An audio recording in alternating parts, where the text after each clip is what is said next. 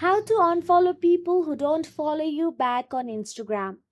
Hey everyone, it's me Jessica from Create, Login and Delete.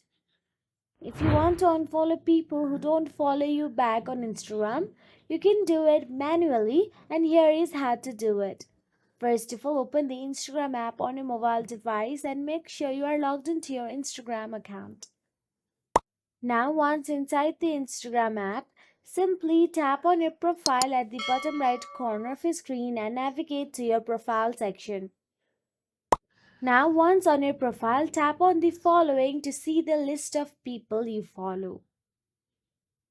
Now, all you have to do is choose one from the list of the people you want to check if they follow you or not.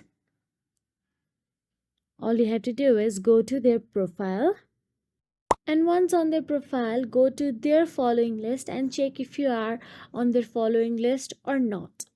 If you do not see your name, then the person is not following you back.